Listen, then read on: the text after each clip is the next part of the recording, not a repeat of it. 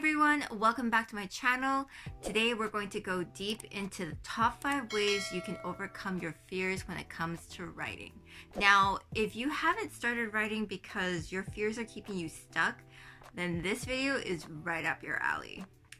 I know it's super frustrating when you know you have a book inside you, but your fears are keeping you stuck and from moving forward.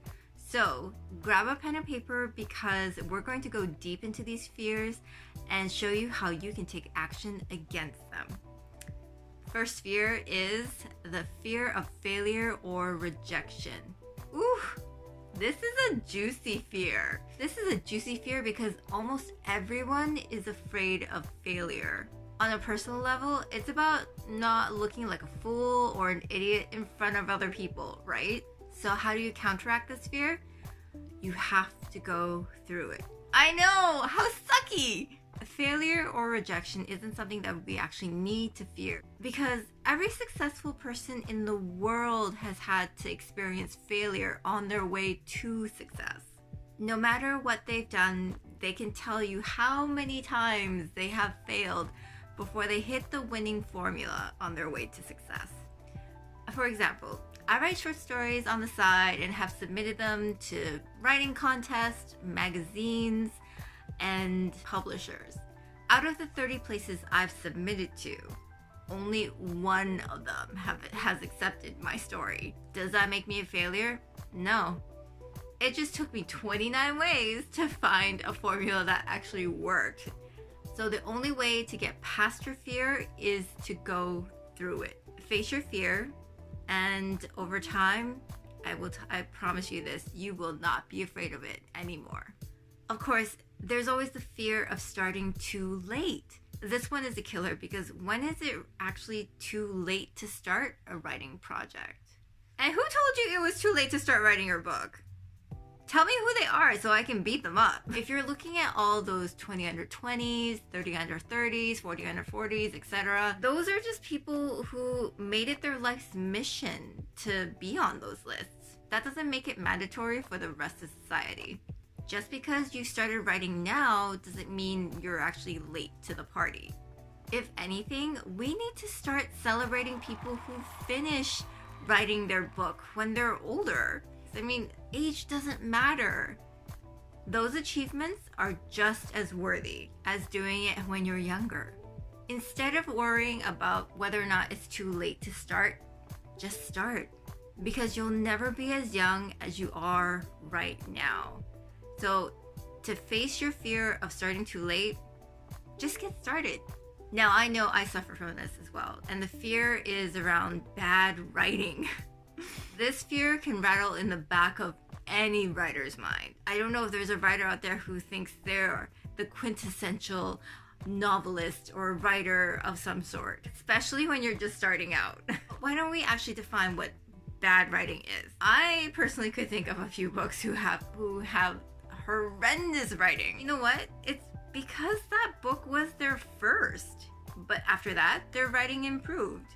Bad writing is usually due to 2 reasons. 1, it's their first book. And 2, they may not have used a really good editor or an editor at all. For example, if you were going to look back on all the stories that you've written, like say from elementary or high school, would you feel embarrassed by it? Because I know I was. Because I know I would be. Because I've looked at some of my writing and I was thinking, good God, that's horrible. But if you were to look at what you wrote now, you probably won't be embarrassed, right? It's a lot better. The solution to this fear is to give yourself the permission to have bad writing. I know, it's kind of screwy. But once you have that bad writing out of the way, you gotta write more. And then you gotta write more and more. Because practice makes great progress. I'm not using the word perfect in here because I can't stand that word. That's the only way you'll get better. To stop being afraid of your bad writing, you just need to keep writing. That and, well, of course, asking for feedback, which leads us to fear number 4, the fear of criticism. I've had to really build up a thick skin around this fear because Because ever since I was a kid, I was always criticized for multiple reasons. I wasn't smart enough, I wasn't pretty enough, I wasn't tall enough, I wasn't skinny enough, I wasn't flexible enough when it came to dancing. My skin wasn't light enough. I mean, I literally had a dance teacher tell me I should switch skins with my brother because he had lighter skin. I know. Or that my writing wasn't good enough. When it comes to your writing, you do need someone to look it over for feedback. And this person needs to be outside of the writing group that you're a part of, and not from your peer group, who might be a bunch of other writers who are just at the same level that you're at. I know they mean well, but it's killing your writing.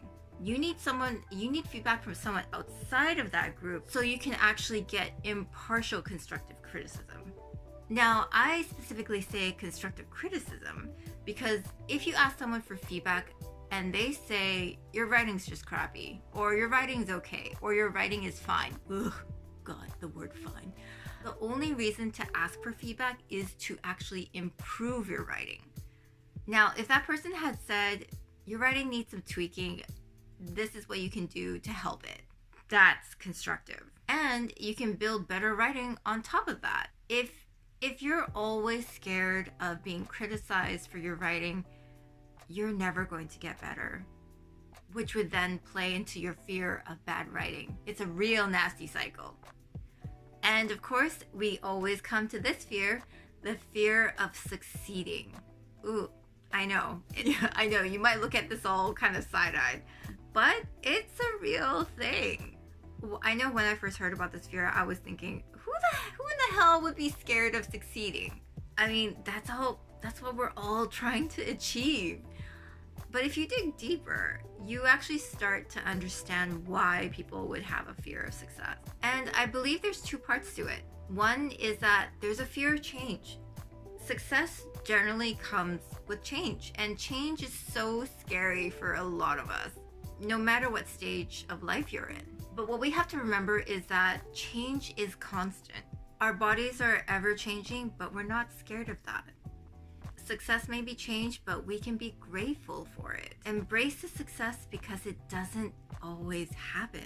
And two, when you do succeed, and I'm saying when, it's generally known that you have to top that success with something even better. And that's what freaks people out. Because you set the bar real high, and now you need to beat that. For example, what if you have a bestseller and then the next book is a total flop? I mean, that could be really embarrassing, right? So what? So what if you have a bestseller and then your next book is a total flop? If we never experienced the sting of failure, then we would never understand the beauty of our successes. Our lives aren't a straight line. There's always dips in between those highs. If you're still feeling anxiety about any of these fears, check out the video I have on tapping into your awesome writing here. And remember, your story is worthy of being told. Why? Your story is worthy because you yourself are worthy. Keep up the writing, ask for feedback from someone outside of your writing circle, and keep facing those fears.